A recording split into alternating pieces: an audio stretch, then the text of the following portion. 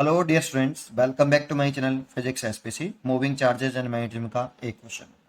The fractional change in magnetic field intensity at distance R from the centre on the axis of current carrying coil of radius A to the magnetic field intensity at the centre of the same coil is. तो देखिए, एक circular coil ना लीजिए आप, ऐसे इसकी radius हमें रखिए ए और सर्कुलर कॉइल की एक्सेस जो होगी ऐसे, इस जगह पे सर्कुलर कॉइल की एक्सेस ऐसे होगी। तो इस सेंटर से आर दूरी पर, दैट मीन्स यहाँ पर, तो इस चाहो तो इसको इस तरह से रीड्रॉ कर लो आप। इसको थोड़ा सा ऐसे ऐसे ऐसे घुमा लो कॉइल को, ठीक है। तो इस कॉइल को मैंने ऐसे घुमा लिया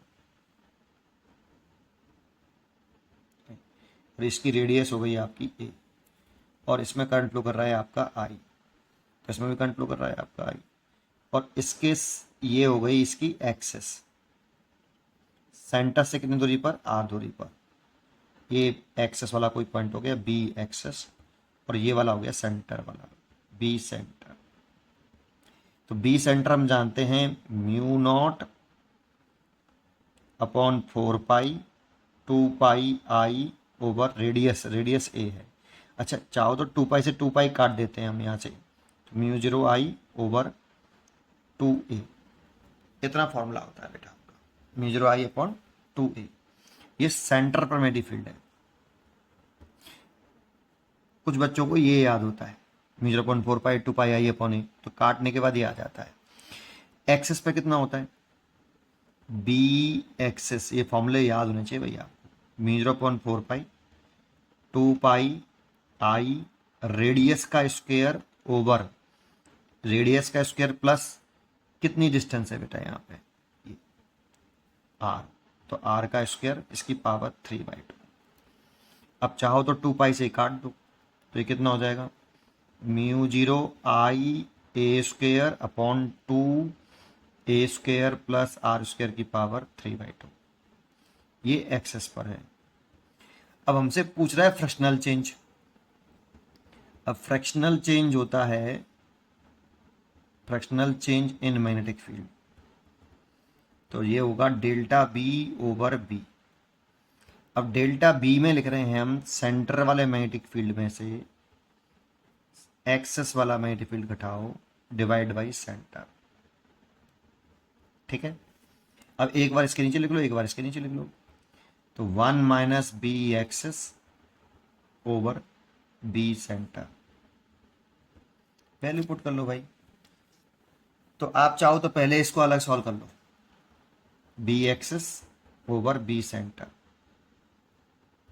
फिर उसमें वैल्यू पुट कर देंगे। बी एक्सेस लिखो mu 0 I A square over 2 A square plus are square की power 3/2 over mu 0 I over 2 ए।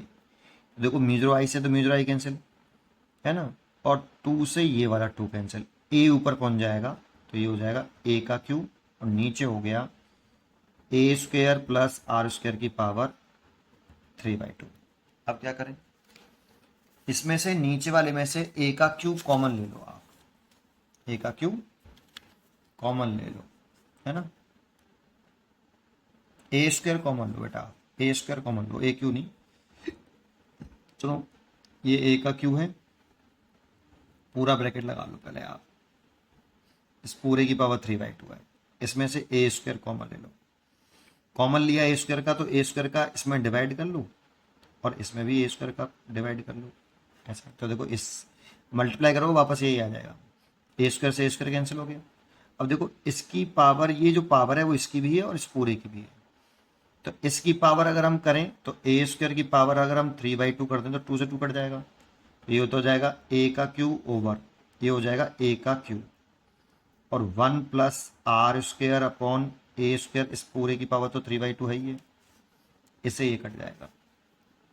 तो B centre B axis over B centre equal to, इस पूरे टर्म को ऊपर ले आओ, 1 plus R square upon A square की power 3/2 minus के 3/2।